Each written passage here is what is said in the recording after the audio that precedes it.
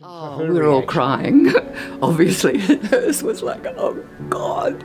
She was waiting to hear her mum talk, and she was talking to her.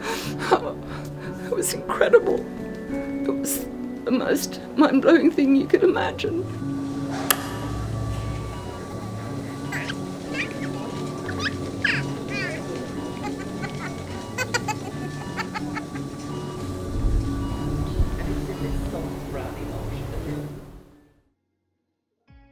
Living out here on the field, pretty bloody destitute. You know, we don't have running water, and we have to start a Jenny up if we want power. But you know, when you go down and dig, and when you find some flash in the ground and find some colour, it's insane. It's just like, we had a pretty good find recently, and that was just like, holy moly! Like, look at this. This is just stunning colour coming out of the ground. You know, and like, it doesn't take much. You can find one little bit, and like the other day when I was walking around, I just kicked a random shell, and I was like, holy moly, this is what I can find here, and this whole field is just full of secrets, kind of thing, you know. And if we're out here and we do the digging, we can find it.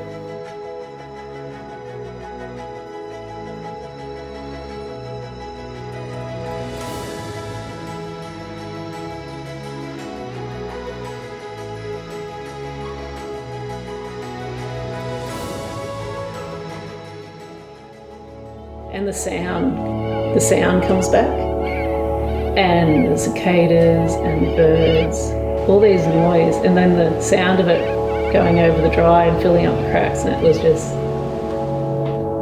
incredible.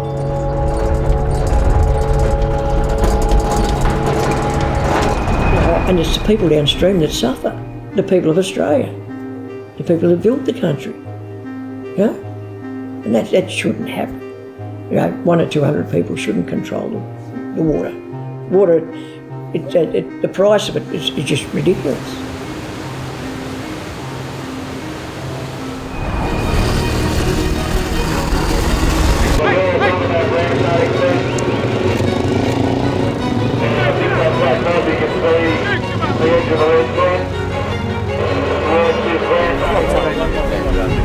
Our elders are dying at an early age. Our kids are in depression, you know, suicide, self-harm.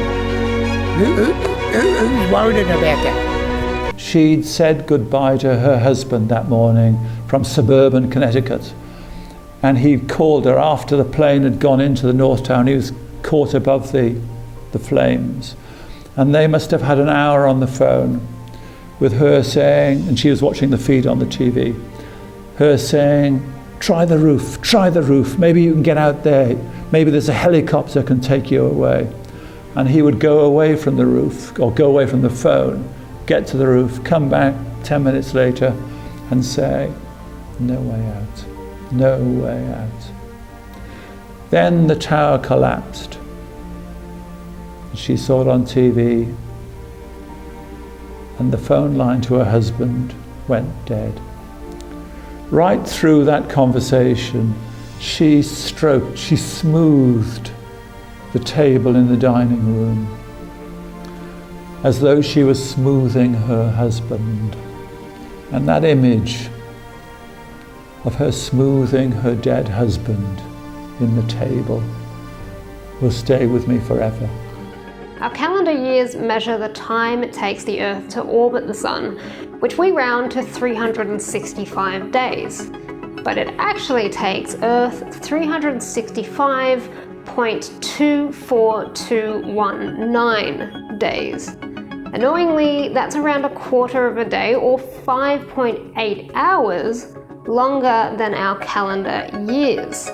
So, in 45 BC, Emperor Julius Caesar devised a plan. That quarter of a day adds up to a full day every 4 years, when it's then added to the calendar as February 29, or the leap day. But unlike with an election, a referendum requires a double majority to be successful. That means the majority of the population must agree to the proposed statement, and then at least 4 of the 6 states must vote yes in the majority too. We haven't seen a referendum since 1999. That was 24 years ago, and a whole generation of voters weren't even born then. And I did a Seth Rogen impression, and it was like I did a magic trick. Tom Cruise was like, yeah! Deepfakes have been around for years, but with artificial intelligence, it's becoming more sophisticated, which has led to the fear that in the wrong hands, these types of videos could pose a real security threat. It could undermine democracy and sway elections by convincing voters that candidates have done or said something that never really happened. I'm sorry, Lester. This is going so well.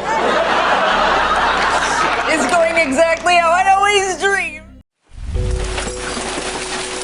When the ground shakes, it can structurally change the surface of the Earth. Melbourne studios are currently shaking. We are currently going through an earthquake. Our building is... Yeah. Whoa. Oh, I've never had an earthquake in here before. Australia sits on one stable tectonic plate and not on a fault line. But every week, around 40 tremors hit parts of Australia, and around 700 reports of tremors are made each year. The gender pay gap is calculated by taking all of women's wages, all of men's wages, lining them up from highest to lowest, and then comparing the middle number, or the median. In Australia, the gender pay gap sits at just 14%. This means each week men are earning an average of $263.90 more than women. Each of these buckets represents the 5 tax brackets. The water in this bucket represents a salary of $200,000 a year. So, let's see how that's taxed under the current system, and then how it will change under the Stage 3 cuts. Let me explain using this half-full bottle of water. The liquid inside this bottle is slowly evaporating, leaking tiny water molecules around into the air around it. At the same time, there are water vapor molecules returning back into the liquid from the air that surrounds it. If I heat the water bottle so that its temperature is higher than the air around it, the molecules will start to move faster. Evaporation will increase while condensation remains the same.